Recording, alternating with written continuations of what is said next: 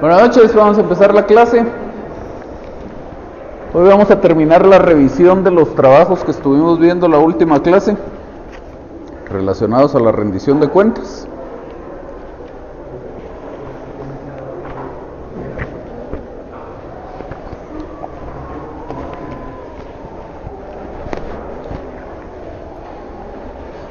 Vamos a ver algún par de temas del trabajo del grupo de Luis Pedro Rayo.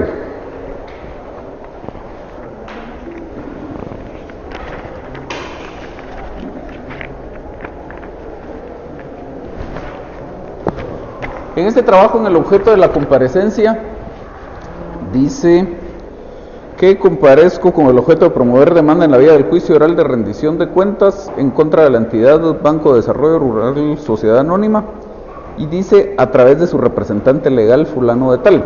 Esa parte está de más. Deberíamos quedarnos hasta donde dice Banco de Desarrollo Rural Sociedad Anónima, y ya continuamos quien por su naturaleza jurídica carece de residencia, etc. Como hemos dicho ya en algún par de ocasiones, cuando yo demando a una persona jurídica o cuando demando a un menor de edad o a una persona declarada en estado de interdicción, etcétera, en general personas que en el proceso eventualmente van a actuar a través de un representante, yo no demando a esas personas a través de su representante, las demando directamente porque ellos tienen capacidad para ser parte. Recuerdan aquella distinción entre la capacidad procesal y la capacidad para ser parte. Entonces, capacidad para ser parte, si tienen aptitud para figurar como parte en el proceso, sea parte demandada o parte demandante. Ahora, cuestión distinta es cómo van a actuar en el proceso, cómo van a ejercer en el proceso esos derechos y esas obligaciones, si lo van a hacer directamente en el caso de que puedan hacerlo, o si lo van a hacer a través de un representante en caso de que no quieran o no puedan hacerlo en forma directa. Entonces aquí la demanda es en contra del banco, no en contra del banco a través de su representante.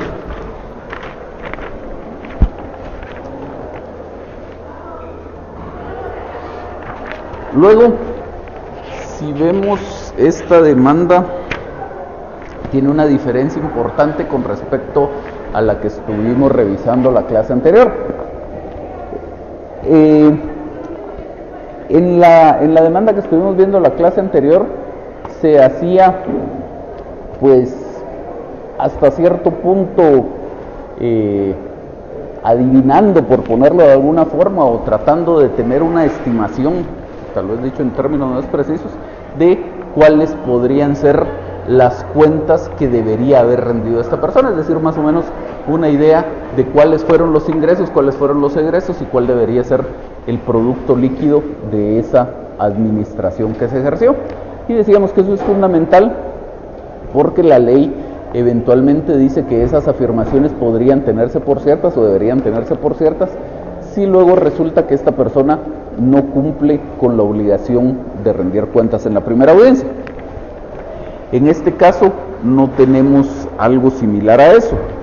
Empieza su narración de hechos haciendo relación a la celebración del contrato de fideicomiso, luego describe cuáles fueron los bienes que fueron aportados y luego tiene un apartado que dice de la rendición de cuentas. Al haber terminado el fideicomiso de administración con motivo de haber finalizado el plazo pactado, me fue devuelta la posesión de los bienes inmuebles y quedaron inscritos nuevamente a mi nombre. De dicho fideicomiso se me hizo entrega de la cantidad de 200,000 quetzales como producto de la administración de los bienes inmuebles aportados al fideicomiso, pero la entidad demandada nunca me hizo una rendición de cuentas sobre la administración de los bienes. Luego habla de la obligación de rendir cuentas de conformidad con el artículo 785 del Código de Comercio, lo mismo con el 1515 del Código Civil. Dice que sí rindió cuentas en los 4 primeros años de su gestión. Y luego ya llegamos a la conclusión de que procede esta demanda de rendición de cuentas porque no le rindieron las cuentas. Y todo eso está bien, pero sí hace falta esas afirmaciones que eventualmente el juez va a tener por ciertas si es que resulta que esta persona no rinde cuentas o este banco no rinde cuentas en la primera audiencia.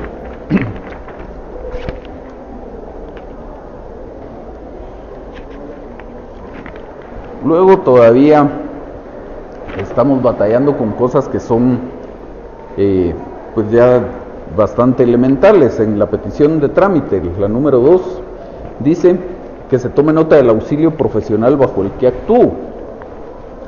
El auxilio profesional es efectivamente la firma del abogado al pie del memorial. Ese auxilio lo hace ordinariamente en el transcurso del proceso el abogado director, pero eventualmente recordarán ustedes que el código dice que en ausencia de este y por razones de urgencia se puede aceptar la firma de algún otro abogado.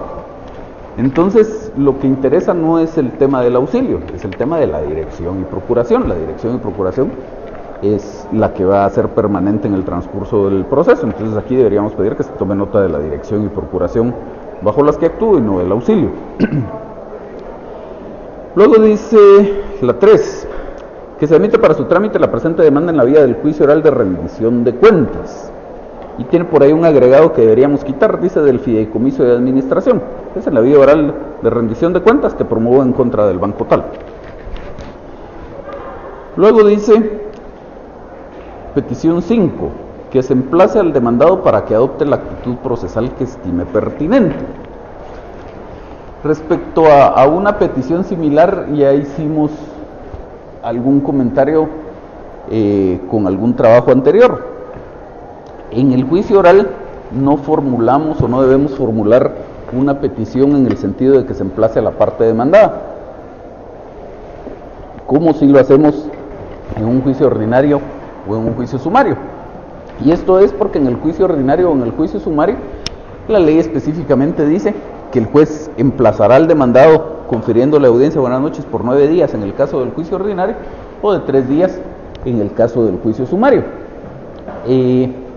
Pero la idea de formular esa petición en esos procesos escritos es que en la primera resolución el juez a su vez indique que se le confiere esta audiencia por este plazo al demandado. En el juicio oral ya dijimos que el demandado sí va a ser emplazado, pues se le va a notificar la demanda y la resolución que le da trámite y va a tener algún espacio de tiempo para preparar su postura procesal con respecto a esa demanda, pero no es un espacio de tiempo fijo, porque lo que el juez hace en su primera resolución es señalar un día y hora para la comparecencia de las partes a juicio oral y en algún momento posterior a ese, salud, pero anterior a la audiencia, como mínimo 3 días antes de la audiencia, tendrá que ser notificado el demandado. Entonces, por esa razón es que esta petición debería eliminarse. Luego dice la petición 6. Hay algún par de precisiones que hacer. Le dice que se señale día y hora para la comparecencia, le hace falta ahí de las partes, a juicio oral. Luego dice previniendo, debería ser previniéndolas, presentar sus medios de prueba en la audiencia que se señale, etc. Entonces es un tema de orden y de redacción en esta petición 6. Luego en la 7 habla de la declaración de parte, debería ser declaración de las partes. Y nos vamos a la petición de fondo. En la petición de fondo dice que luego de adotados los trámites de ley se declara con lugar la presente demanda en la vía oral de rendición de cuentas, declarando por consiguiente la obligación que tiene el demandado de rendir cuentas de sus actividades como parte del contrato. Pide que se declare en la sentencia que esta persona tiene una obligación de rendir cuentas. Y como ya explicamos en la clase anterior, este juicio oral de rendición de cuentas no funciona de esta forma, sino que en realidad parte del objeto del juicio se va cumpliendo durante la tramitación misma del proceso, porque en la primera resolución el juez declara provisionalmente esa obligación de rendir cuentas y el demandado tiene que rendirlas en la primera audiencia.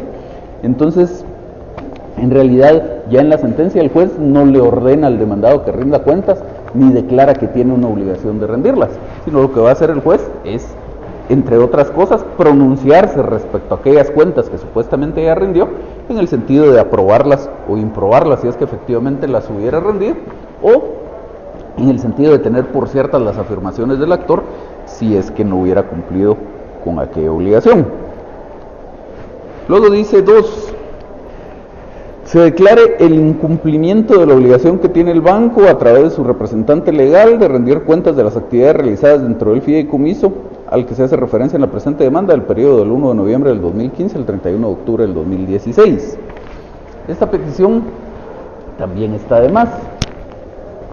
No tiene mucho sentido pedir que se declare el incumplimiento de la obligación.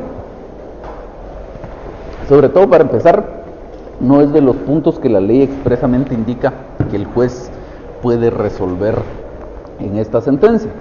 Y luego, no me interesa que el juez haga una declaración sobre el incumplimiento, porque, como insisto, ya durante el curso de este proceso se habrá establecido esa obligación provisional de rendir cuentas, se habrá determinado si es que el demandado la cumplió o no la cumplió, y a lo que me interesa en sentencia es que en su caso se apruebe o se impruebe esa rendición de cuentas. Y luego dice la A: se ordene la rendición de cuentas por parte del banco a través de su representante legal con motivo de las actividades realizadas por el fideicomiso en tal periodo. Que eso es más o menos retomando lo que decía aquí en el numeral 1, que el numeral 1 dice declarando por consiguiente la obligación que tiene el demandado de rendir cuentas. Entonces, más o menos retomando eso, pide en principio que se ordene, que se declare que existe esa obligación, y luego aquí en esta literal A que se ordene cumplir con esta obligación. Pero como les insisto, no es esa la idea del juicio de rendición de cuentas, sino que durante la tramitación del proceso estas cuentas ya tendrán que haberse rendido, y entonces el juez se pronunciará aprobándolas o improbándolas, o en caso de que no se haya cumplido con esa obligación provisional de rendir cuentas, lo que corresponderá es que el juez tenga por ciertas las afirmaciones de la parte actora. ¿Dudas de este trabajo? ¿No?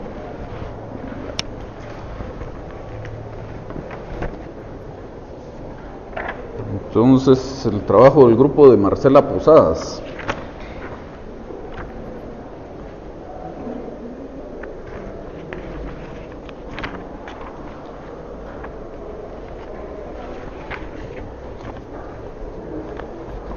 Cosas tan sencillas como esta que les voy a exponer a continuación los pueden poner en un problema. Tal vez no necesariamente de que les vayan a declarar con lugar alguna excepción previa, pero sí por lo menos tener que discutirla. Dentro de los datos de identificación personal está el nombre y luego dice de 40 y entre paréntesis 55 años de edad. Entonces tengan cuidado con ese tipo de cuestiones que parecerían y en realidad son carentes de importancia. Yo cuando veíamos los requisitos de la demanda el semestre pasado, les decía que en realidad para efectos prácticos la edad de la persona que está compareciendo al proceso carece absolutamente de relevancia. No importa si yo tengo 20 años, tengo 40 o tengo 100, eso no incide de manera alguna en el proceso. Entonces es un requisito que ni siquiera debería estar contemplado en la ley, pero el hecho es que sí está contemplado y entonces hay que cumplirlo de forma adecuada. Luego tenemos por ahí temitas de orden en la narración de los hechos. Tenemos por ahí temitas de orden en la narración de los hechos. Hay que tratar de tener una mejor orden en esa narración para que sea más comprensible para el lector, especialmente para el juez, que es la idea que yo le estoy presentando. Entonces empieza diciendo: para determinar la obligación de la entidad demandada de rendir cuentas sobre los bienes que di en administración, cabe hacer mención que etcétera. Entonces, ¿de dónde resultamos hablando que existe en principio una obligación de rendir cuentas si no hemos hecho relación a un vínculo jurídico entre las partes de donde provenga esa obligación de rendir cuentas? Luego hace referencia a bienes que di en administración, cuando no empecé mi narración diciendo que soy propietario de tales bienes y que de conformidad con el contrato de fideicomiso se los di en administración, etc. Entonces, sí hay que tener pues un orden específico en la narración de los hechos para que sean estos más comprensibles para el juez. Luego, temas de redacción, más o menos a mitad de esa primera página, dice: por otra parte, en relación a los distintos tipos de los fideicomisos según el acta constitutiva del presente. Supongo que ahí estaban hablando, al referirse al presente, se referían al contrato de fideicomiso del que trata esta demanda, pero el fideicomiso no se constituye a través de un acta. Un par de líneas más abajo, otra vez habla, en cuanto al fideicomiso anteriormente, en cuanto a lo mencionado anteriormente, aplicándolo al presente caso, en el acta constitutiva del fideicomiso, etc. Insisto, el fideicomiso no se constituye a través de un acta, es a través de una escritura pública.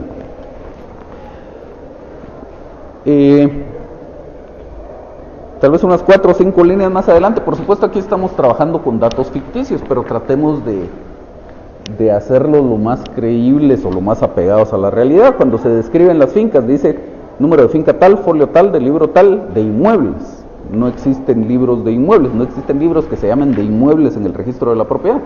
Estarán del departamento de Guatemala o de propiedad horizontal o de lo que ustedes quieran.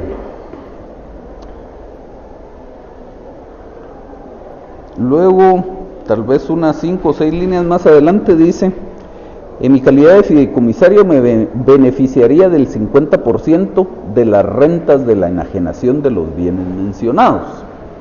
Ahí estamos mezclando dos cosas que son totalmente distintas entre sí. Si hablamos de rentas es porque se suponía que los bienes iban a ser dados en arrendamiento, que es, si recuerdo bien, lo que pasaba en este caso. Si hablamos de enajenación, ya estamos hablando de la traslación de propiedad de esos bienes. Entonces son dos temas totalmente distintos. Luego dice en el apartado 2 de los hechos de la obligación de rendir cuentas: la facultad de rendir cuentas dentro de un acto o negocio jurídico debe estar pactada para que ésta pueda ser exigible. A ver, veamos, Rodrigo, ¿a qué se refiere el grupo con esto de que la facultad de rendir cuentas debe estar pactada para que pueda ser exigible?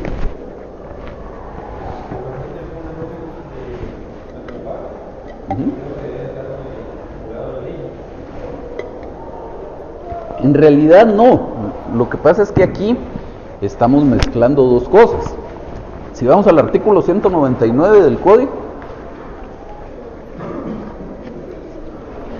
la norma dice: se tramitarán en juicio oral, y dice cuarto, la rendición de cuentas por parte de todas las personas a quienes les impone esta obligación la ley o el contrato.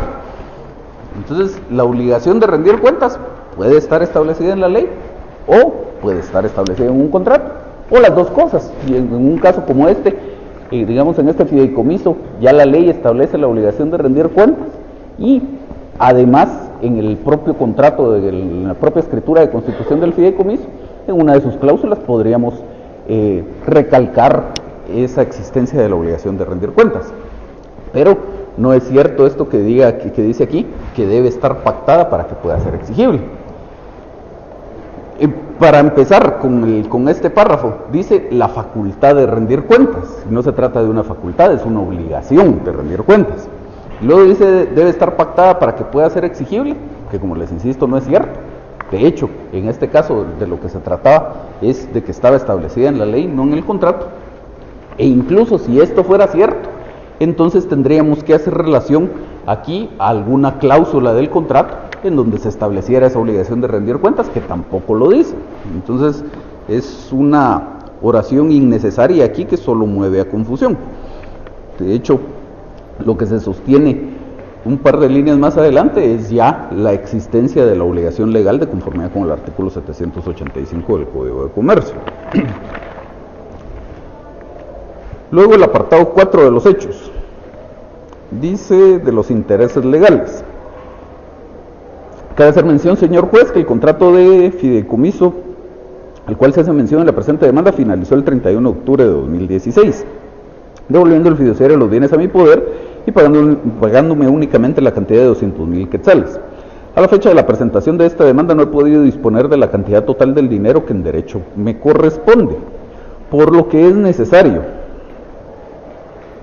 Y lo que me interesa es que veamos lo que viene a continuación. Dice, además de corresponderme el derecho, pedir los intereses legales por el incumplimiento de la obligación del pago por parte de la entidad demandada.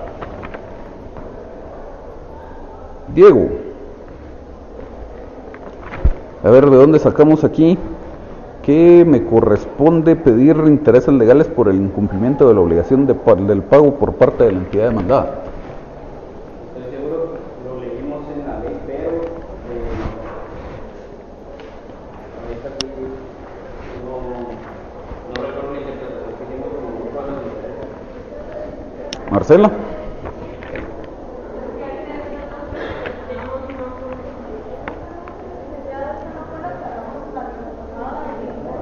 Sí, solo denme un segundito, pues sí es eso. Rodrigo.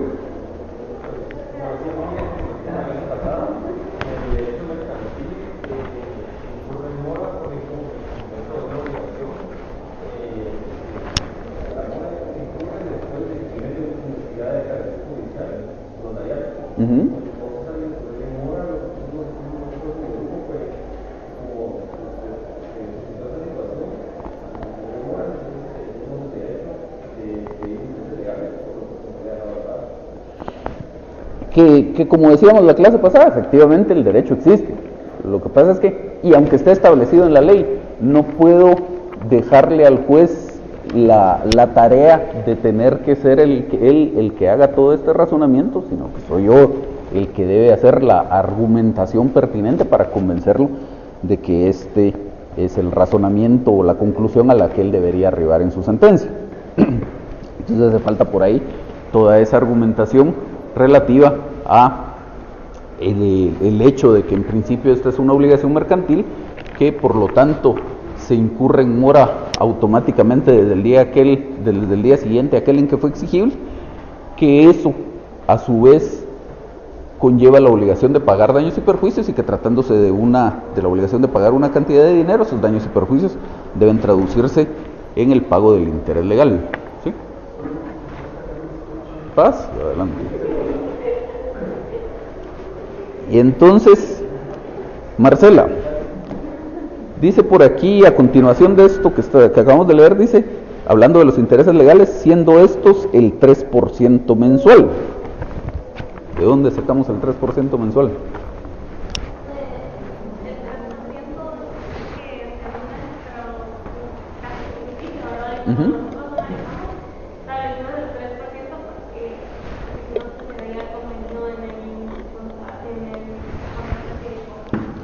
Primero no lo dice aquí.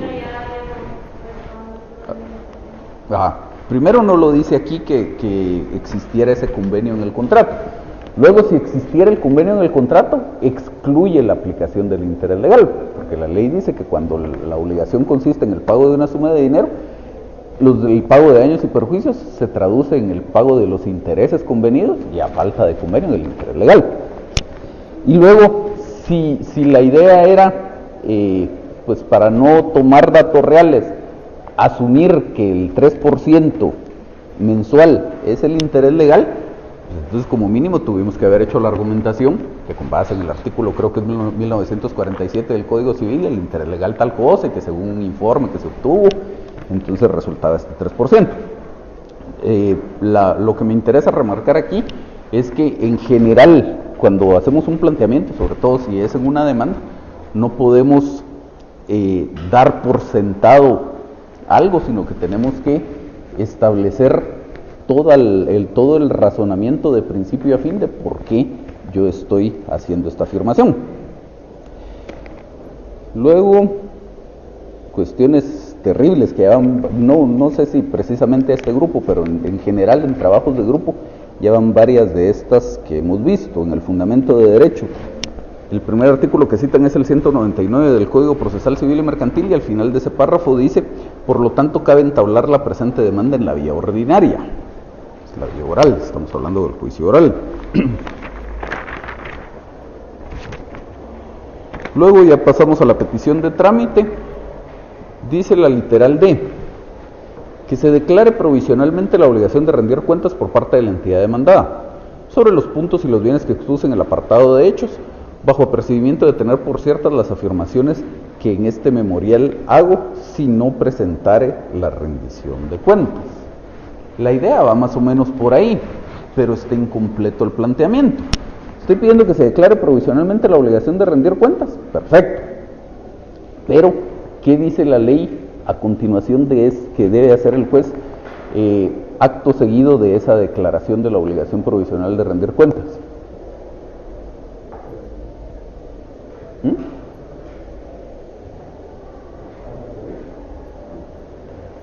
Un poco antes.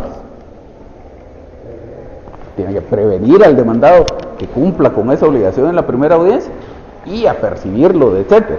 Y esa parte, que es en realidad lo fundamental de esta petición, nos hace falta aquí. Pedimos que se declare la obligación provisional de rendir cuentas. Bajo estos aspectos, bajo apercibimiento de tener por ciertas las afirmaciones, pero nunca se pide que se prevenga a la parte demandada que cumpla con esa obligación en la primera audiencia. Luego dice, este es tema del semestre pasado, no deberíamos estar ya con este tipo de cuestiones, pero la petición literal dice que como medida precautoria para asegurar las resultas de la presente demanda, se decreta el embargo con carácter de intervención sobre la entidad, Banco de Desarrollo, etcétera. No se puede decretar el embargo con carácter de intervención sobre una persona jurídica. Se puede decretar el embargo con carácter de intervención sobre una empresa que sea propiedad de esa persona jurídica. Y si ya vamos al detalle del caso concreto que se trataba de un banco, pues tampoco puedo pedir la intervención de un banco. Los bancos solo los puede intervenir la superintendencia de bancos, y no por temas de deudas particulares, sino por cuestiones de incumplimiento de la normativa que deben cumplir ellos con la superintendencia de bancos, de garantía en general de la estabilidad del banco que manda. O sea que nunca puedo pedir una medida precautoria. Sí puede pedir una medida precautoria, lo que no puede pedir es la intervención. Entonces, en este caso, lo que debería hacer es, hemos dicho ya en varias ocasiones que la regla general es que usted no tenga que hacer en su apartado de hechos alguna exposición respecto a la medida precautoria, porque es algo pues más o menos corriente, digamos, ordinario, que el juez debería decretar, y que sobre todo si usted pide cualquier medida que no sea una providencia de urgencia, entonces debería saltar a la vista que esa es una medida idónea para garantizar las resultas del proceso. En este caso tenemos esta complicación de que no podemos pedir la intervención del banco, entonces sí tendríamos que incluir en el apartado de hechos una explicación en ese sentido, que como no puedo pedir la intervención del banco porque se trata de una entidad bajo la inspección de la superintendencia de bancos, entonces no aplica el artículo 661 del Código de Comercio, y por lo tanto pido que se decrete, pues podría ser el embargo sobre un inmueble o el embargo sobre una cuenta monetaria hasta el monto que más o menos pudiéramos suponer que debería estar obligada esta entidad a pagarme, o sobre cualquier otro bien que encontráramos disponible de la entidad.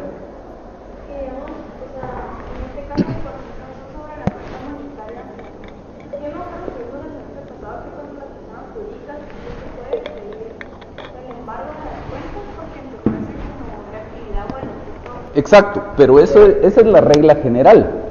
Pero digamos, este es un caso exactamente a la inversa. Yo creo que nunca he tenido un caso contra un banco, pero sí tuve una oportunidad, un caso contra una aseguradora, que este era un vehículo que había sido asegurado, el vehículo se lo robaron y luego la aseguradora denegó el reclamo. Entonces se estaba pidiendo la indemnización. Pues ahí estaba claro, porque al celebrar el contrato de seguro existe un monto asegurado. Entonces, al pedir la medida precautoria, se hizo esta explicación, porque con las aseguradoras pasa lo mismo, no se puede decretar la intervención para temas así particulares. Entonces, que no se podía decretar la intervención de esta aseguradora y que por lo tanto se pedía el embargo de las cuentas monetarias, hasta por la cantidad de lo que se estaba reclamando, más un 10% para liquidación de costos. Entonces, sobre todo para una entidad de este tipo, hacerle un embargo en sus cuentas por este monto, pues cuestión de risa, pues. O sea que si puedo pedir cuál es el monto más el 10%, y el banco también. Sí. O sea, el banco tiene sus cuentas. Sí, por supuesto. De hecho, el banco siempre va a tener una cuenta en el propio banco. Cuando usted compra un cheque de caja, compra un cheque que le da el banco de una cuenta que tiene en el mismo banco. Y luego para el manejo en general de sus gastos, los bancos necesitan una cuenta bancaria. Por ejemplo, tienen que pagar impuestos. Y los impuestos, siendo un contribuyente grande, se pagan a través de Bancasap. Para eso necesita una cuenta bancaria. Le tiene que pagar a sus empleados, necesita una cuenta bancaria. Tiene que pagarle a sus proveedores y todos los etcétera que usted quiera. Entonces los bancos sí tienen cuentas bancarias, que las puede tener en el mismo banco, las puede tener en un banco distinto, no importa. Lo que a usted le interesa es, digamos, llegar a una conclusión como llegó el grupo de la clase pasada, en el sentido de que yo estimo que me tendrían que dar 200,000 quetzales más de los 200,000 que ya me dieron. Entonces quiero que le embarguen 200,000 quetzales de alguna cuenta. Sí. O vehículos, o lo que usted quiera.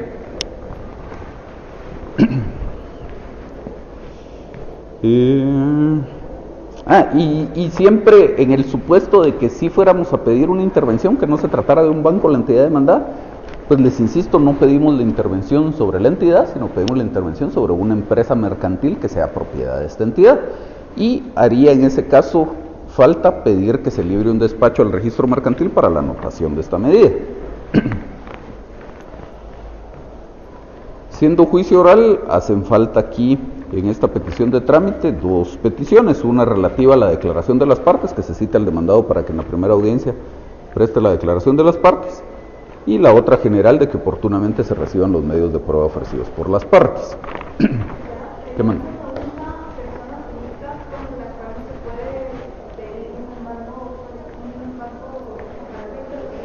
Todas las que están sujetas a la inspección de la Superintendencia de Bancos.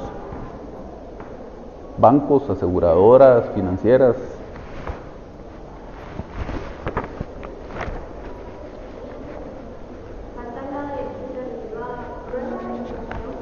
Que se cite al demandado para que en la primera audiencia preste declaración de las partes. Luego nos vamos a la petición.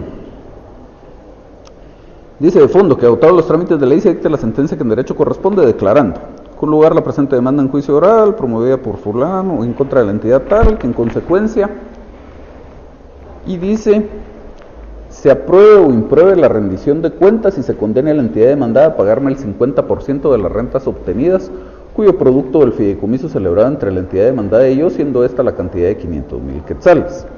En caso de la entidad demandada presentar la rendición de cuentas, se le condene al pago el saldo producto de la rendición de cuentas entre los ingresos percibidos y los gastos necesarios efectuados. En caso de persistir rebeldía de la entidad demandada o se imprueben las cuentas, se le condena el pago de daños y perjuicios a mi favor, cantidad que deberá ser fijada por el juez tomando como base la cantidad de 500,000 quetzales. Se condena a la entidad demandada al pago a mi favor de 5% mensuales. Aquí tenemos un gran problema de congruencia en la misma demanda. Primero había dicho que el monto de los intereses era el 3%, ahora pide el 5%. Sobre el monto de 500,000 quetzales desde el 1 de noviembre hasta que se haga efectivo el pago de lo adeudado, que se fije la entidad demandada el plazo de un mes para hacer efectivo el pago del saldo adeudado, los daños y perjuicios y los intereses legales a mi favor. Entonces, más o menos trataron de tomar aquí la estructura o el contenido que tiene el artículo 218 del Código, pero no se hace de forma tan exacta, digamos. Sería más adecuada la petición como la veíamos en el trabajo que revisamos la clase anterior. Por ejemplo, dice se apruebe o impruebe la rendición de cuentas. En realidad sería que se apruebe o imprueben las cuentas. Y dice se condena a la entidad demandada a pagarme el 50% de las rentas obtenidas, producto del fideicomiso celebrado entre la entidad demandada y yo, siendo esta la cantidad de 500,000 quetzales. Pero no sabemos si efectivamente eso es lo que va a pasar. Y en todo caso, si efectivamente resulta que me tiene que pagar esta cantidad o alguna otra, eso quedaría comprendido en la opción esta que tiene el artículo que dice la condena al pago del saldo que resulta de las cuentas. Entonces sería mejor apegarnos a la estructura de este artículo. ¿Dudas de este trabajo? Te mando. ¿No? Y el trabajo del grupo de Mónica Cordón.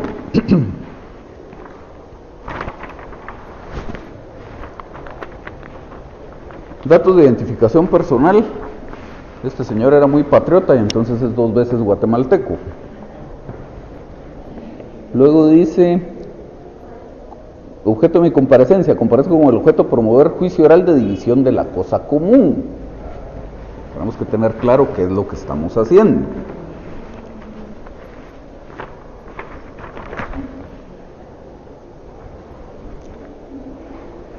Luego dice por aquí dentro de los hechos, tiene más o menos la misma idea del primer trabajo que vimos hoy, en el sentido de que no tiene algunas afirmaciones que el juez pudiera tener por ciertas en caso de que no se cumpla con la obligación provisional de rendir cuentas. Empieza haciendo referencia a la celebración del contrato de fideicomiso, el plazo de este contrato, la existencia de esta obligación de rendir cuentas y una conclusión lógica jurídica y se acabó. Entonces, si el demandado no cumple en la primera audiencia con esta obligación provisional de rendir cuentas, no voy a obtener producto alguno de este proceso. Luego dice aquí, dentro de este mismo apartado de hechos, tiene un subtítulo que dice del interés legal y hace referencia al artículo 350 del Código Civil. Ya adelantábamos la clase anterior que esta norma no es aplicable a este caso porque se refiere a la rendición de cuentas, pero específicamente a las cuentas que se originen del ejercicio de la tutela. Solo una precisión con respecto a algún comentario que hicimos la clase anterior. En este artículo 350, en el segundo párrafo dice, bueno, veámoslo completo mejor, el saldo de las cuentas que resultare a favor o en contra del tutor producirá interés legal. En el primer caso, desde que el pupilo sea requerido para el pago, previa entrega de los bienes. En el segundo caso, de la rendición de cuentas, si hubieran sido rendidas dentro del término legal.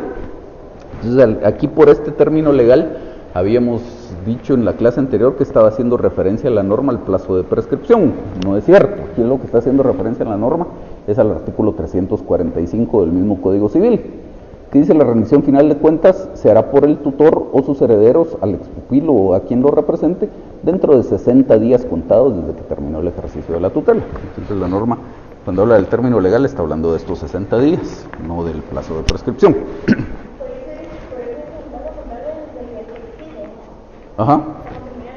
Si cumple dentro de los 60 días, a partir de la rendición de cuentas se cuenta el plazo, y si no cumple, una vez que haya expirado. Luego dice medios de prueba. Para acreditar los hechos que sustentan la presente demanda, ofrezco y propongo. En la demanda yo no propongo pruebas, solo las ofrezco. Los siguientes medios de prueba. Dice declaración de partes, sería declaración de las partes. Y dice en la petición de trámite literal E, que como medida precautoria, sin audiencia a la otra parte, y llegado el momento procesal, se dicte la resolución que en derecho corresponde y en consecuencia se decreta, y lo que están pidiendo es una intervención. Volvemos al mismo tema que hablábamos hace un momento, en el sentido de que en este caso en particular no se podría decretar la intervención, pero si fuera cualquier otro caso en el que sí pudiéramos pedir la intervención, el momento procesal es precisamente en la primera resolución, entonces no tengo por qué hacer esa mención de llegado al momento procesal. En esa primera resolución es que el juez debería decretar esta intervención que le estoy solicitando. Suponiendo que procediera la intervención, también hay que hacer referencia dentro de esta solicitud a la determinación de las facultades del interventor.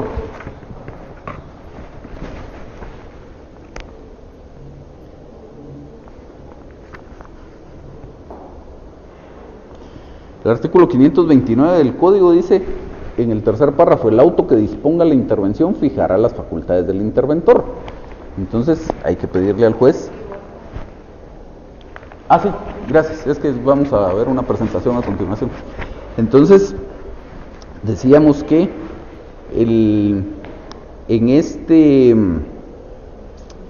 en esta resolución en donde se decrete la intervención hay que fijarle sus facultades al interventor y por lo tanto hay que pedirlo.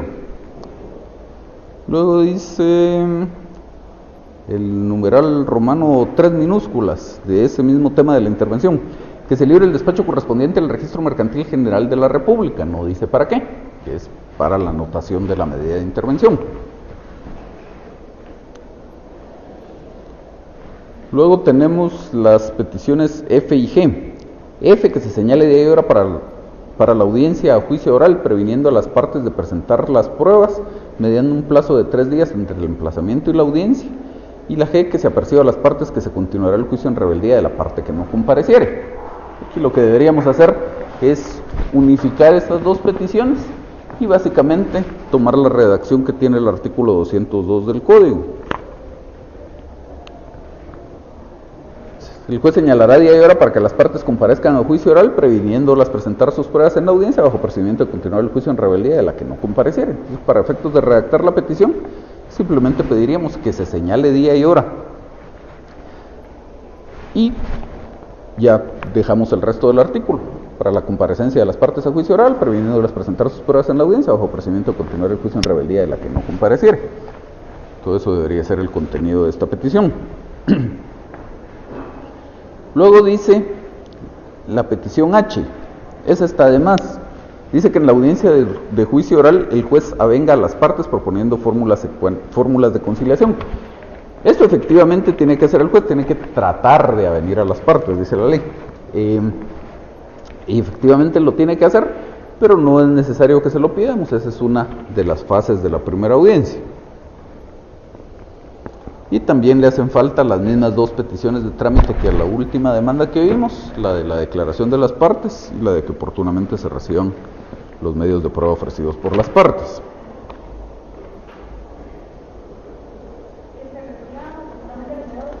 Los medios de prueba ofrecidos por las partes. Y que se cite al demandado para que en la primera audiencia comparezca a prestar declaración de las partes. De nada. Luego las de fondo. Aquí sí está un poco más adecuado a lo que dice el artículo 218 del Código, que se declare con lugar la demanda, en consecuencia se dicte la sentencia de conformidad con uno o más de los siguientes. Tal vez para un poco más de precisión en la redacción, podríamos decir, se haga una o más de las siguientes declaraciones. Y dice la aprobación e improbación de las cuentas, y luego dice la condena al pago del saldo que resulte de las mismas a favor de la sociedad. En esta demanda tengo dos partes. Una es una persona individual, que soy yo como demandante, y otra es una persona jurídica, una sociedad, que es el banco, que es el demandado. Y aquí en mi petición de fondo, yo que soy la persona individual, estoy pidiendo que se condene al pago de un saldo a favor de la sociedad. Y si solo somos esas dos partes, ¿quién se supone que tendría que pagar? Yo. Obviamente no puedo presentar una demanda en donde yo estoy pidiendo que me condenen a mí a hacer algún pago. Por supuesto, salvo algún caso muy específico. Por ejemplo, algún contrato de compraventa en el que ya se pagó parte del precio y resulta que yo quiero que me otorguen la escritura traslativa de dominio y que me ordenen que previo a otorgar la escritura traslativa de dominio yo haga el pago del saldo del precio que estoy adeudando, una cosa por el estilo, pero obviamente el caso este no se refiere a una situación similar. Y luego el 6 romano minúscula, hay que eliminarlo, dice la absolución del demandado con base en que no estaba obligado a rendir cuentas. Pues obviamente no la podemos incluir porque, como hemos dicho, si no está obligado a rendir cuentas no lo demando.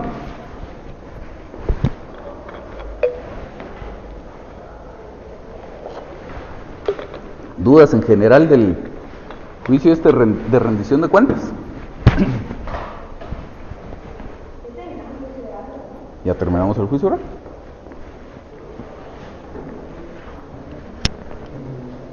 ¿Alguna duda de cualquier cosa del juicio oral antes de igual? Vamos a ver si tienen dudas la próxima clase antes del examen, pero por el momento, si alguien tiene alguna duda del juicio oral.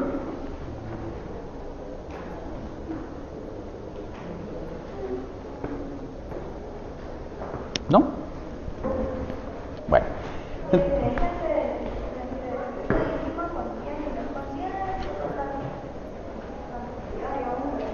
No, el trámite es completamente distinto. El juicio de menor cuantía, el juicio oral de menor cuantía, sigue el procedimiento general del juicio oral. El de ínfima cuantía es solo lo que dice el artículo 211.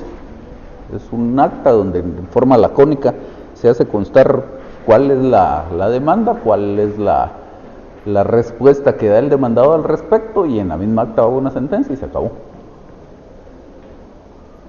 O sea, para efectos prácticos, para el examen, si lo quiere ver así, olvídese de eso, porque obviamente eso no va a venir en el examen. Menor cuantía sí puede ser, ínfima cuantía no.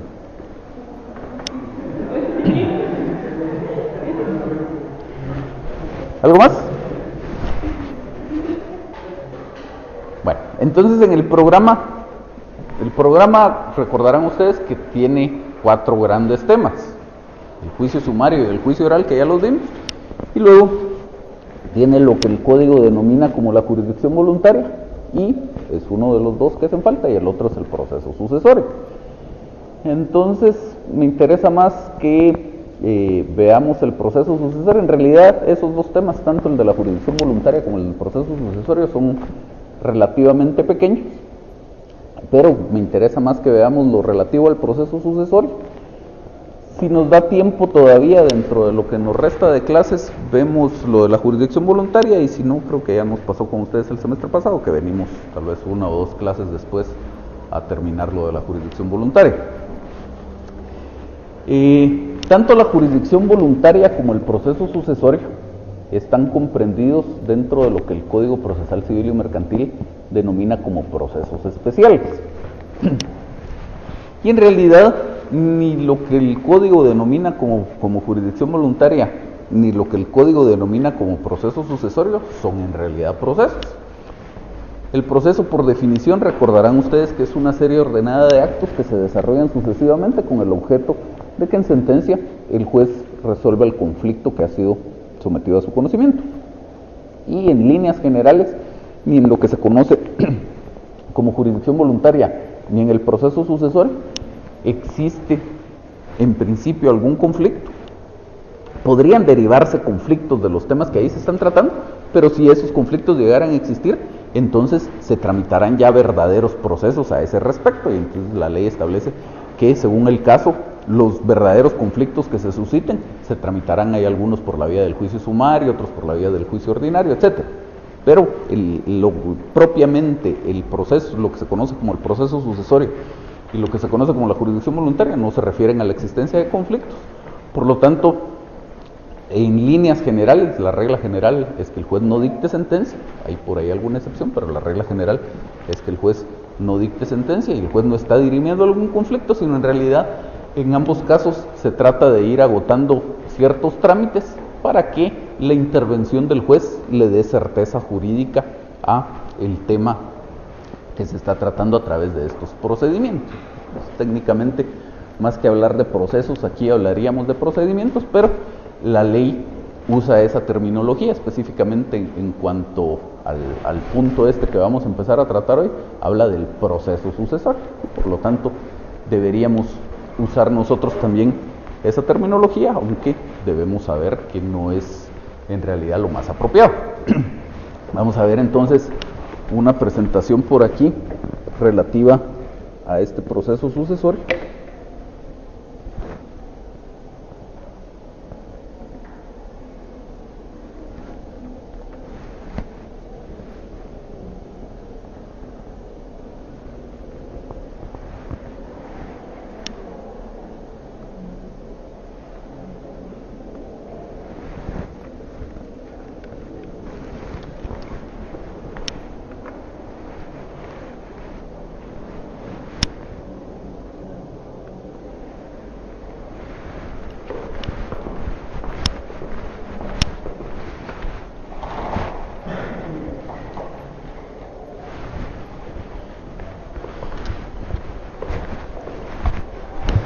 Entonces, toda la idea detrás de la tramitación del proceso sucesorio es que para que una persona efectivamente pueda ser considerada como heredera de alguien que ha fallecido y por lo tanto tenga acceso a recibir los bienes de aquella persona, es necesario la tramitación de estos procesos, el llevar a cabo estos trámites. No importa si existe o no existe testamento, en cualquier caso es necesario agotar estos trámites. Entonces la ley aquí habla de formas y tipos, y ya conforme vayamos desarrollando el tema, vamos a explicar por qué hacemos esta separación entre las formas y los tipos del proceso sucesorio. Los tipos, de conformidad con el artículo 917 del Código Civil, son dos. Dice la norma: la sucesión por causa de muerte se realiza por la voluntad de la persona manifestada en testamento, y a falta de este, por disposición de la ley. La primera se llama testamentaria y la segunda intestada, comprendiendo en uno y otro caso todos los bienes, derechos y obligaciones que no se extinguen por la muerte. Entonces, los tipos del proceso sucesorio son testamentario e intestado.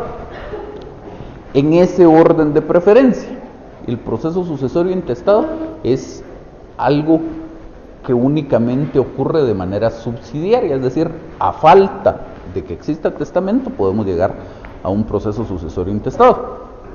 Si existe testamento, que es lo que debería preferirse en principio, pues el proceso sucesorio será testamentario. Y por el otro lado tenemos las formas del proceso sucesorio. Y a este respecto el artículo 453 del Código dice: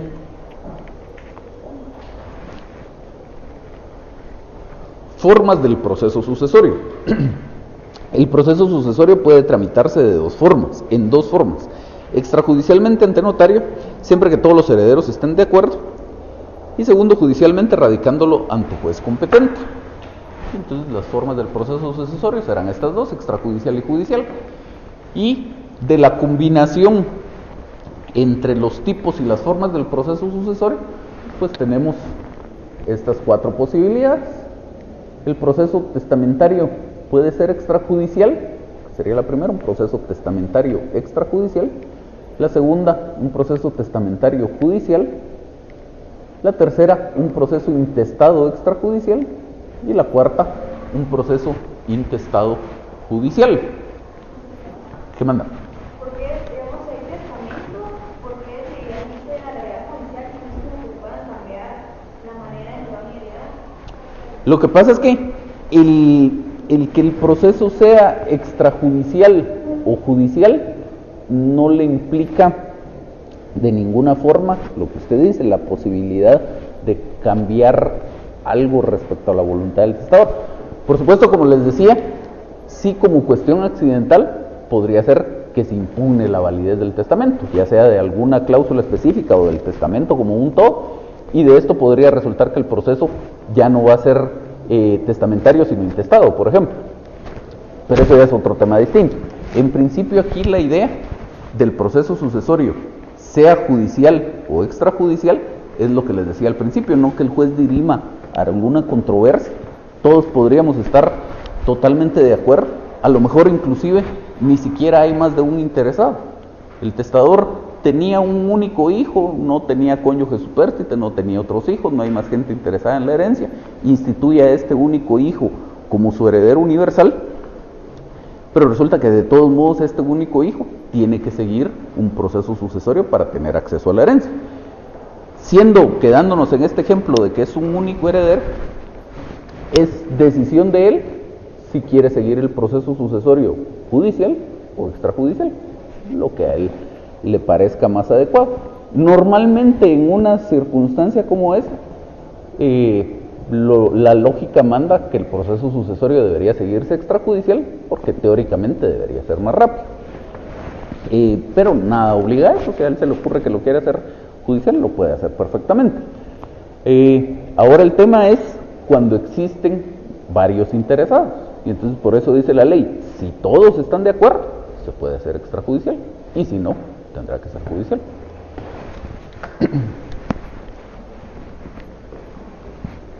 Y luego tenemos aquí en este óvalo amarillo, dice cambio de procedimiento según el artículo 454 del Código Procesal Civil Mercantil, que es nada más una posibilidad. Dice, en cualquier momento el proceso extrajudicial podrá transformarse en judicial, solicitando cualquiera de los herederos que el expediente respectivo se remita al juez que corresponde. Mediando acuerdo de todos los herederos, también en cualquier momento el expediente judicial podrá radicarse ante notario para seguir el trámite extrajudicial. De lo que trata este artículo es de la posibilidad de que un proceso sucesorio que inició como extrajudicial se convierta en judicial, o la inversa, uno que inició como judicial se convierta en extrajudicial. Vemos una diferencia entre ambos párrafos en cuanto a qué es necesario para hacer ese cambio de procedimiento. Si el proceso es extrajudicial, para cambiarlo a judicial no se necesita más que la voluntad de uno de los interesados. Aunque fueran 100 interesados y los otros 99 quieren seguirlo extrajudicial, con uno que no esté de acuerdo, el proceso se tiene que transformar en judicial. A la inversa, si el proceso se inició como judicial, para transformarlo en extrajudicial se necesita la voluntad de todos. Si fuera el mismo ejemplo, son 100 interesados, los 100 interesados tienen que manifestar su acuerdo en que el proceso se transforme en extrajudicial. Con uno que no esté de acuerdo, el proceso tendrá que seguir siendo judicial. ¿Dudas hasta aquí? Entonces dice aquí procesos sucesorios coexistentes, es decir, cuando al mismo tiempo se está tramitando más de un proceso sucesorio relativo a un mismo causante, que esto es bastante común cuando existe más de un interesado en la herencia, sobre todo aquellos casos en los que a lo mejor el causante fue casado más de una vez, tuvo hijos con más de una señora.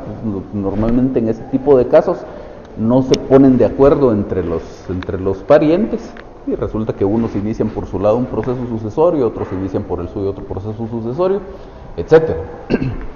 Yo el caso más simpático que he visto al respecto es en un proceso sucesorio testamentario, en el que en el testamento se empieza haciendo relación a que el señor fulano en primeras nupcias contrajo matrimonio con la señora, con esta señora procreó los hijos fulanito y menganito, luego sigue en segundas nupcias, contrajo matrimonio con otra señora, en terceras nupcias, llega hasta las cuartas nupcias, con toda la señora tuvo hijos, y luego sigue, fuera de matrimonio tuvo relaciones con la señora fulana de tal, con ella tuvo los hijos tales, 2 o 3 señoras más, total es que el señor estuvo casado 4 veces, y entre los 4 matrimonios y las 2 o 3 señoras adicionales, tuvo 14 hijos.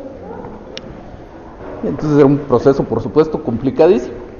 El señor de muchos recursos, y en su testamento le dejó algún bien a todos sus hijos. Entonces, pero ahí estaba el pleito. Entonces, en un caso como ese, pudiera ser que los hijos del primer matrimonio inicien por su lado un proceso sucesorio, los del segundo matrimonio por su lado otro proceso sucesorio, y entonces la ley de alguna forma tiene que cubrir esas posibilidades para determinar algún orden de prelación entre esos distintos procesos sucesorios. ¿Cómo evitamos llegar a la conclusión de tener, por ejemplo, autos declarando con lugar procesos sucesorios en 2 juzgados y ante 3 notarios? ¿Cómo evitamos que se siga un proceso sucesorio intestado y un testamentario de la misma persona, salvo por supuesto las excepciones en que la ley lo permite? Entonces, pues más o menos la solución la tenemos por acá. Cuando los distintos procesos sucesorios son todos judiciales, tenemos un proceso sucesorio judicial, luego hay otro proceso sucesorio judicial, lo que seguimos son las reglas de la acumulación de procesos. Aunque en estricto sentido decíamos al inicio, esto no son procesos, y en estricto sentido, por lo mismo, no encuadramos en alguno de los supuestos de la acumulación de procesos. En la práctica lo que se hace es esto, acumular el proceso sucesorio, o los distintos procesos sucesorios se acumulan al más antiguo. ¿Qué mandan? Todo eso de la acción mía, que era tradicional de los procesos, ¿saber qué dinero se juntó o de los juzgados? Porque ¿cómo va a ser si mi hermano o mi hermana que presentó su proceso de la Lo vamos a ver en un momento, pero para darle la respuesta rápida, lo que ocurre es que existe un registro de procesos sucesorios. Cada vez que se radica un proceso sucesorio, hay que darle un aviso a este registro. Y el registro le da una respuesta, ya sea al juez o al notario ante quien se esté tramitando el proceso. Y de eso va a depender el saber que existe algo de eso y la solución que se tiene que tomar. Luego dice si todos los procesos son notariales. Hay un proceso sucesorio notarial, otro proceso sucesorio notarial o extrajudicial. Y entonces dice, si no hay acuerdo de reducirlo a uno solo, debe volverse judicial. Es decir, todos los posibles herederos podrían estar de acuerdo. Yo inicié mi proceso sucesorio o el proceso sucesorio ante un notario. Mi hermano inició el proceso sucesorio ante un notario distinto. Nos podríamos poner de acuerdo que se siga esto ante el notario que yo había elegido o ante el notario que había elegido mi hermano y perfecto, ahí seguirá el proceso sucesorio como extrajudicial. Pero si no nos ponemos de acuerdo, es necesario que el proceso sucesorio se convierta en judicial. El artículo 500 del Código dice, si un mismo proceso sucesorio se promoviere por distintos herederos simultáneamente ante diferentes notarios, no mediando acuerdo de partes para reducirlo a uno solo, se remitirán todos al juez competente para continuar un solo proceso judicial. Y finalmente, cuando el tema está mezclado, tenemos a la vez un proceso sucesorio judicial y otro extrajudicial. Y entonces dice aquí que prevalece el judicial, sin importar cuál es el más antiguo. En caso de que coexistan un proceso sucesorio judicial y uno extrajudicial, siempre prevalece el judicial. Y esto lo extraemos del artículo 453 en su inciso primero, que dice, el proceso sucesorio puede tramitarse en dos formas. Primero, extrajudicialmente ante notario, siempre que todos los herederos estén de acuerdo. Obviamente, si hay uno judicial, es porque no todos los herederos están de acuerdo en tramitarlo como notarial y por lo tanto prevalece el judicial. Y el 454, en cualquier momento el proceso extrajudicial podrá transformarse en judicial solicitando cualquiera de los herederos que el expediente respectivo se remita al juez que corresponda. Con la voluntad de uno solo de los herederos o de los presuntos herederos, el proceso sucesorio extrajudicial debe transformarse en judicial. Pero digamos, si yo lo inicié judicialmente, pero ya existía un notarial en que yo no sabía, y al pedir a los registros de ejecución y todo, yo sí puedo solicitar que sea notarial. Vamos a ver, usted lo inició judicialmente. El segundo, Ajá. Ya había un notarial, Ajá. y yo lo inicié judicialmente. Ajá.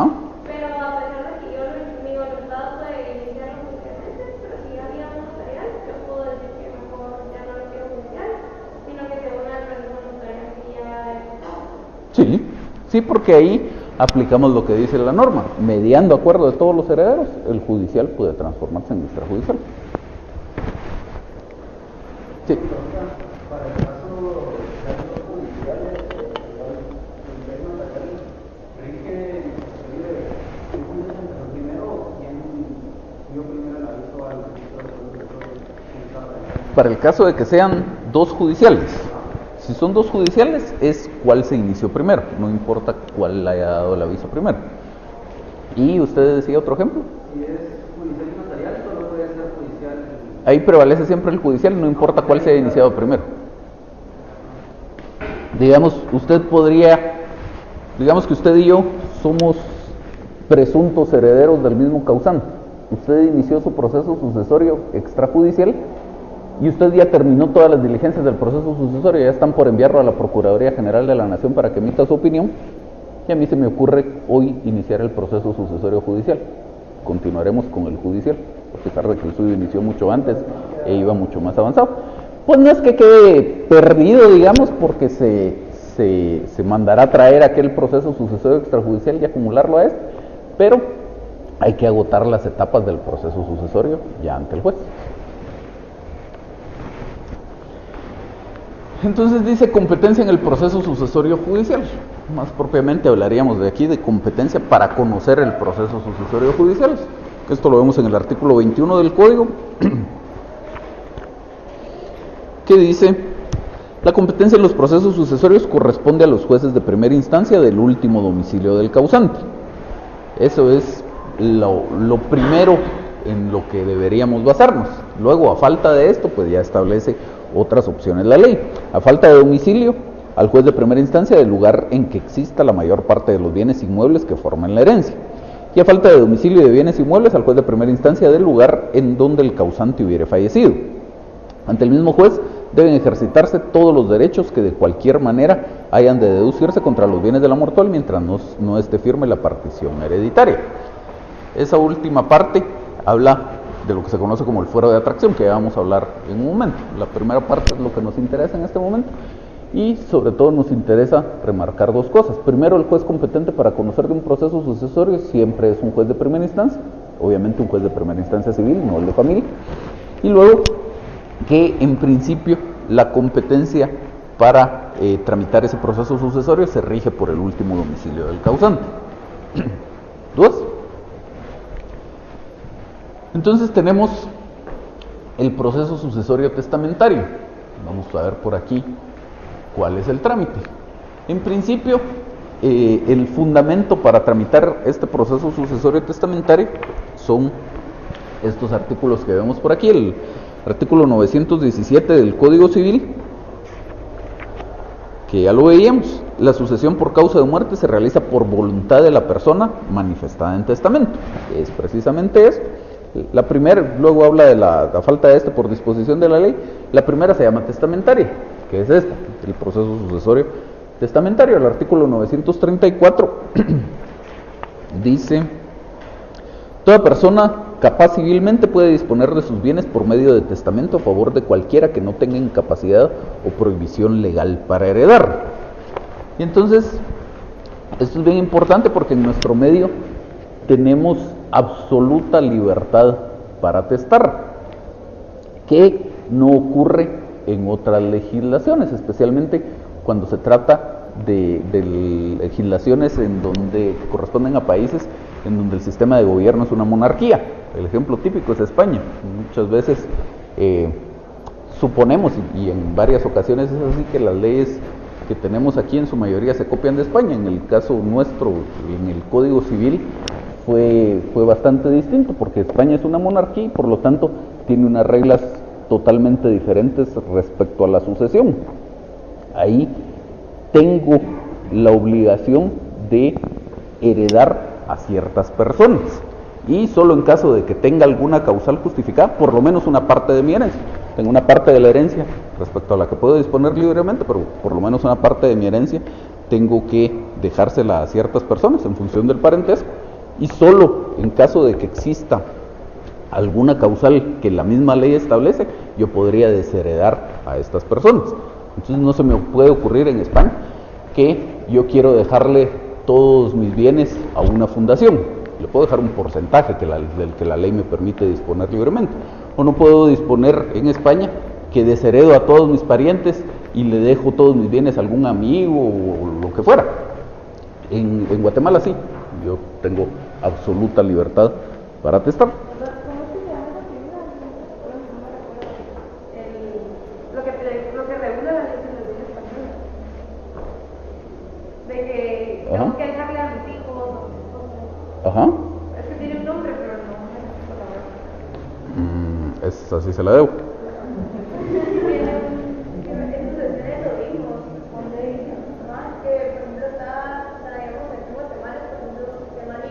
Ajá.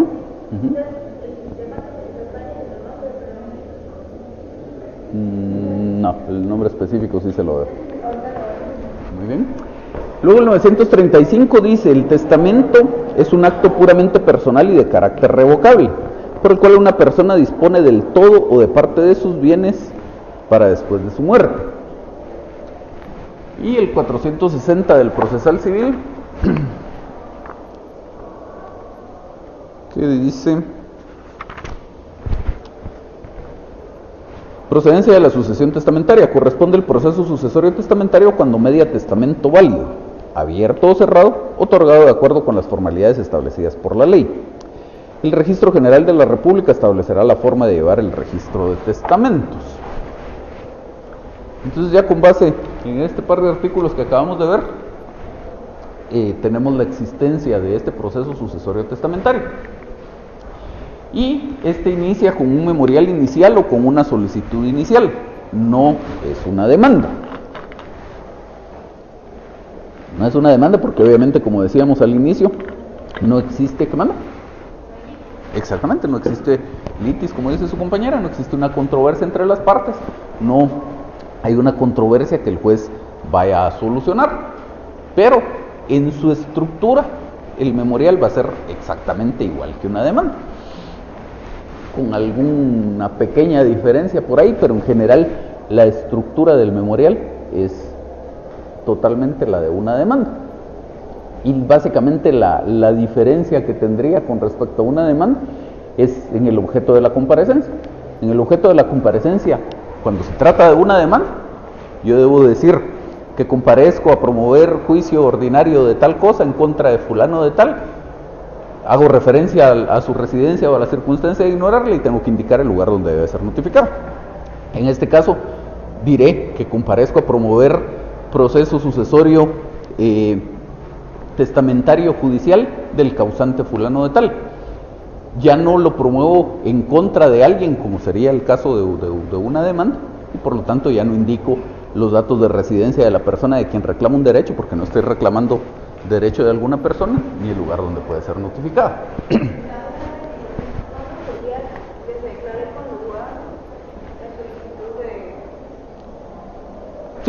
Que se declare con lugar, igual que en cualquier otro caso, que se declare con lugar el proceso sucesorio. ¿Qué mano?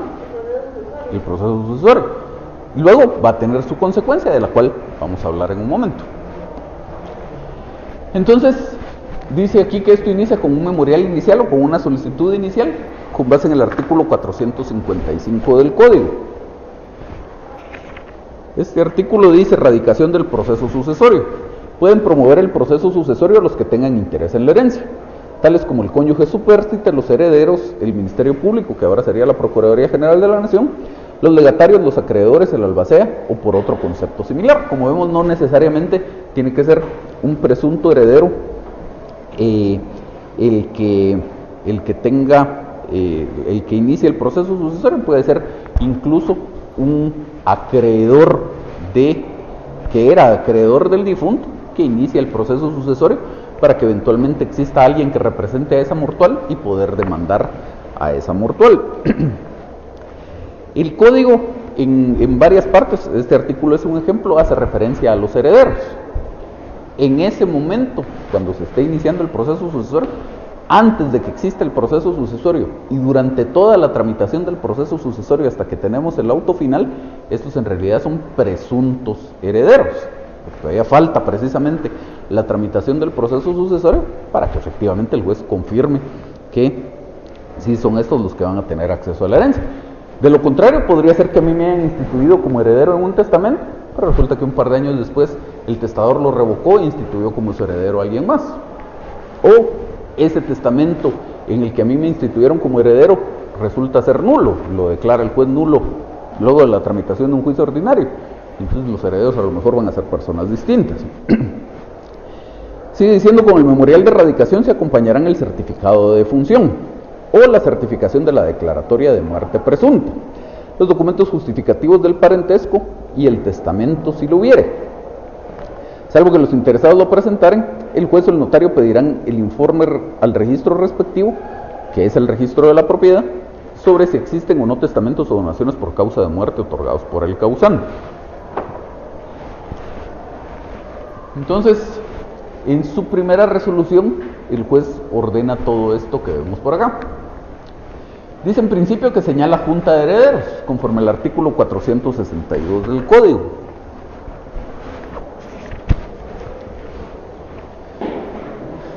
Dice, siendo parte legítima el que pida la apertura del proceso, el juez lo tendrá por radicado y convocará a los interesados a una junta citándolos en la forma prevista por el artículo 456. El artículo 456 hace referencia a unos edictos que deben publicarse y al contenido que deben tener esos edictos. Regresando al 462, en dicha junta se dará lectura al testamento. Los herederos y legatarios expresarán su aceptación. Se dará a conocer al albacea testamentario y, en caso de no haberlo y de ser necesario, se procederá a su nombramiento de acuerdo con lo dispuesto en el Código Civil. El heredero que no concurra a la Junta podrá presentarse por escrito exponiendo lo que convenga a su derecho. Entonces, parte fundamental de la tramitación del proceso sucesorio es que cada uno de estos presuntos herederos se pronuncien aceptando la herencia o, en su caso, renunciando a la herencia que pudiera corresponderles. El hecho de que a mí me instituyan como heredero en un testamento no me obliga a aceptar esa herencia, pero sí tiene que haber, durante la tramitación del proceso sucesorio, un pronunciamiento de mi parte en el sentido de si acepto o no esa herencia.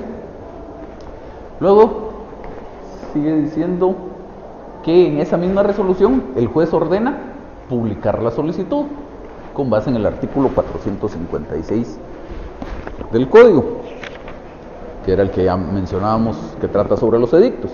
En la misma resolución en que se radique el proceso, se ordenará la publicación de edictos, citando a los que tengan interés en la mortuoria, debiendo publicarse por 3 veces dentro del término de 15 días en el diario oficial, y contendrán los nombres del solicitante y del causante, el tipo y forma de proceso que se radica. Y de aquí es donde sale la importancia de lo que veíamos, creo que fue en la primera diapositiva, en donde hacíamos esa separación del tipo y la forma de proceso. Aquí la ley, cuando regula el contenido del edicto, dice que debe incluir el tipo y la forma del proceso. Entonces, para hacer referencia a que tiene que indicar el edicto si se trata de un proceso sucesorio judicial o extrajudicial y si es testamentario o intestado. Así como lugar, día y hora para la celebración de la Junta de Herederos, ante el juez competente o el notario según los casos. Obviamente, según los casos se refiere a si es un proceso judicial o extrajudicial. El término de las publicaciones no interrumpe el curso de las demás diligencias que deban efectuarse. Esto de que el término de las publicaciones no interrumpe el curso de las demás diligencias, en realidad lo que está haciendo es recoger una idea general que existe tanto en la tramitación del proceso sucesorio como de lo que se conoce como procesos de jurisdicción voluntaria, en el sentido de que su tramitación no lleva necesariamente un orden específico. En un verdadero proceso, en un juicio ordinario, en un juicio sumario o en un juicio oral, el proceso tiene que llevarse a cabo mediante el diligenciamiento de ciertas etapas procesales, y esas etapas procesales tienen que ser en un orden específico. Salvo los casos que lo permite la ley, no puedo interponer excepciones previas luego de que he contestado la demanda, por ejemplo. En el caso del proceso sucesorio y de lo que se conoce como procesos de jurisdicción voluntaria, en realidad no importa. Lo que importa es que inicie con una solicitud, que termine con un auto, que es la regla general, salvo por ahí algún caso en que termina mediante una sentencia. Y fuera de eso, lo que vaya pasando en medio, no importa tanto el orden. Cuando es necesaria la opinión de la Procuraduría General de la Nación, si eso es lo que ocurre al final, inmediatamente antes de que se dicte el auto, porque precisamente la idea de esa opinión de la Procuraduría General de la Nación, como en este caso ya lo vamos a ver, es que la Procuraduría revise que se hayan llevado a cabo todas las demás diligencias anteriores. Pero fuera de eso, no importa tanto el orden en el que se hagan las cosas, siempre que todas ellas se lleven a cabo. Entonces, luego dice que va a haber un aviso al registro de procesos sucesorios, de conformidad con el artículo 2 del decreto 73-75 del Congreso.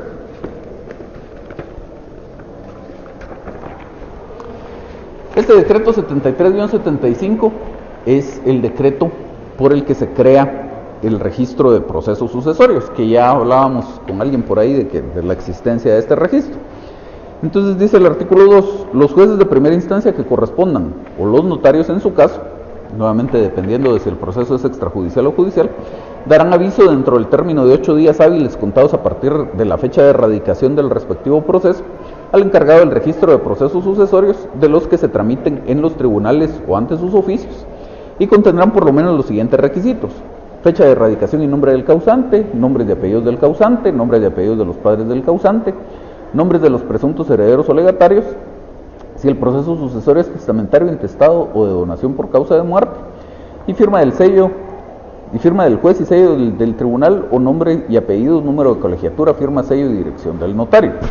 No podrá dictarse el auto declarativo solicitado si no consta por medio de recibo del registro que fue dado el aviso a que se refiere este artículo. Entonces la idea aquí es, como les decía, llevar un control de la existencia de los registros, de los procesos sucesorios que pudieran existir con respecto a un causante. Entonces la idea aquí es evitar que se produzcan situaciones como las que ya mencionábamos, que eventualmente terminemos con dos autos reconociendo herederos o circunstancias similares.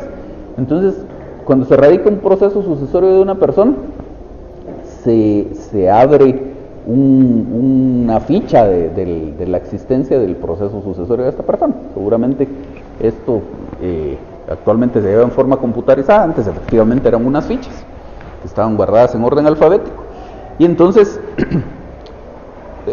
con base en estos datos, se abre esta ficha de la existencia del proceso sucesorio de este causante. El registro de procesos sucesorios está obligado a responderle al juez o al notario ante quien se tramita el proceso que ya recibió ese aviso, que ya tomó nota del aviso, y además una de dos cosas. Una opción es decirle, no existía antes otro proceso sucesorio de este causante, o decirle, sí, ya existe con anterioridad otro proceso sucesorio de este causante, se está tramitando ante el juez tal con el número tal, o se está tramitando ante el notario tal, para que, según las reglas que vimos, se determine cuál de los procesos sucesorios es el que debe subsistir. Y por eso es que dice al final de este artículo 2, no podrá dictarse el auto declarativo solicitado si no consta por medio de recibo del registro que fue dado el aviso a que se refiere a este artículo. ¿Sí?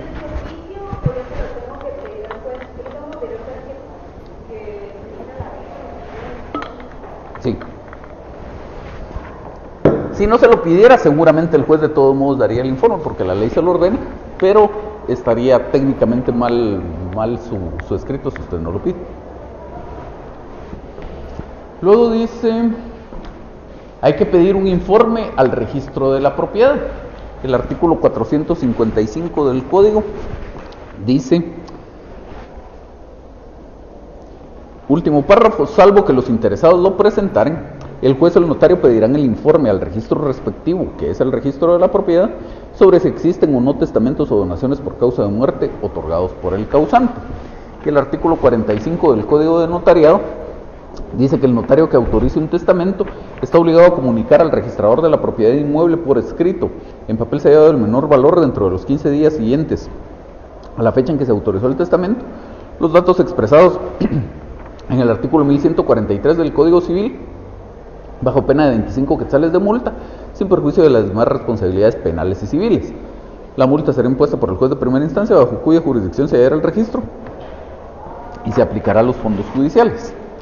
Entonces la idea es, si ante mis oficios como notario se otorga un testamento o una donación por causa de muerte, yo estoy obligado a darle este aviso al registro de la propiedad. Y el registro de la propiedad va a llevar un control también por persona. Es decir, este es el testamento de don Juan Pérez, entonces el registro verá si ya tiene anteriormente conocimiento de testamentos otorgados por don Juan Pérez o si no. Entonces, al final, cuando llegamos al punto del proceso sucesorio, la ley dice aquí que hay que pedirle un informe al registro de la propiedad. En realidad se pide informe a los dos registros, al de aquí y al segundo registro de la propiedad, que trabajan de forma independiente. Y entonces la idea es establecer si esta persona otorgó o no testamento o donación por causa de muerte. El registro de la propiedad le responderá al juez: señor juez, tomo nota de su solicitud y le informo que efectivamente el causante fulano de tal otorgó este testamento ante el notario tal. O bien, no consta en mis registros que haya otorgado testamento o donación por causa de muerte. O si otorgó 10 testamentos, pues sí, en mis registros consta que otorgó estos 10 testamentos y los datos de cada uno de ellos.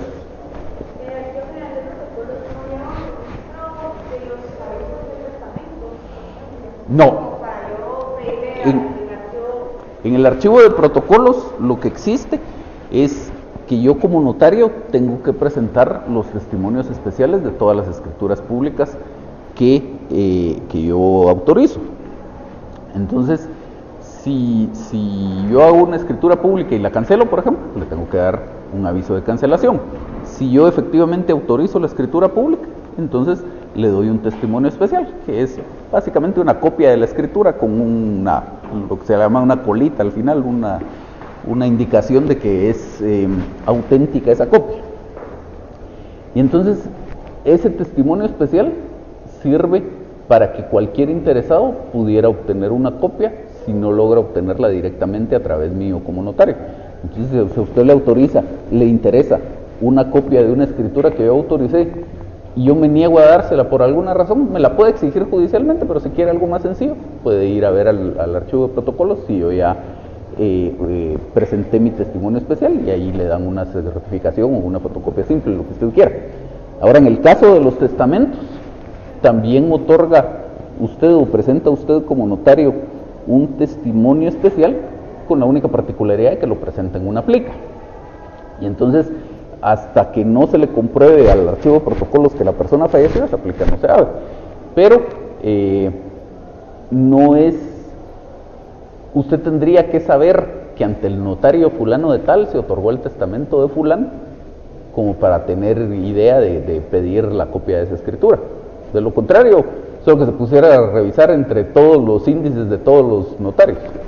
Entonces el encargado de llevar ahí sí el registro de los testamentos, como para saber si don Juan Pérez otorgó el testamento, es el registro de la propiedad.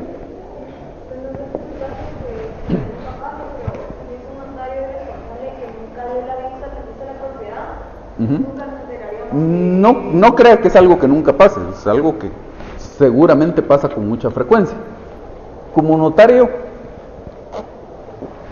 uno tiene, pues en general como profesional, la profesión que sea, usted tiene sus responsabilidades como profesional. Y si las incumple, pues está sujeta al pago de daños y perjuicios o incluso responsabilidades penales. Tal vez yo le diría que de todas las obligaciones que uno tiene como notario y que le podrían acarrear responsabilidades en caso de incumplimiento, esta es la peor. O sea, usted como notaria, si se le va a olvidar hacer algo, cumplir alguna de sus obligaciones notariales, tenga cuidado que esta no sea una de ellas. Porque ¿qué podría pasar? Ante sus oficios como notaria se otorga este testamento. Usted nunca le dio el aviso al registro de la propiedad. Fallece el testador. Y entonces se inicia un proceso sucesorio de él. Se hace esta revisión, resulta que no había constancia de que hubiera otorgado algún testamento. O había un testamento anterior y el proceso sucesorio se sigue con base en el testamento anterior. La cosa es que resultan como propietarios de los bienes que eran del causante, personas distintas a las que corresponderían de conformidad con este testamento. Y supóngase que esas personas venden esos bienes. Entonces ahí usted está sujeta a responsabilidades civiles, incluso a responsabilidades penales. Entonces, como consejo, como notaria, que nunca le vaya a pasar, pero eventualmente podría pasar.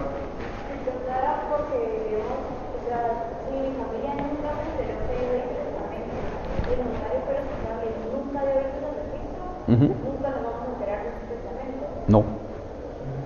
¿A quién le daría su opinión, dictamen? No sé qué es lo que da si no consta que el aviso. Lo que pasa es que lo que formalmente en el proceso va a estar cumplida la etapa, porque digamos, empezamos a tramitar este proceso sucesorio.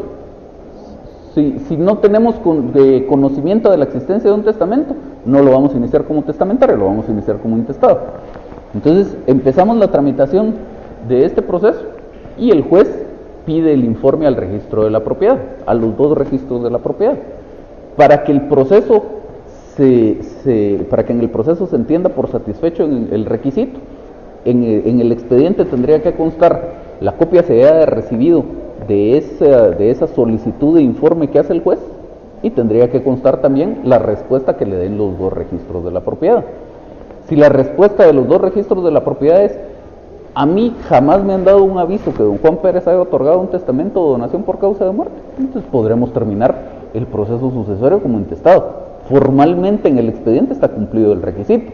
Ahora el ejemplo que ponía su compañera es, resulta que don Juan Pérez sí otorgó el testamento, pero el notario nunca dio el aviso, por lo tanto el registro nunca tuvo conocimiento y la única respuesta que podía dar es, yo no tengo conocimiento de que haya otorgado testamento. O sea, ni siquiera conocería si está en el testamento.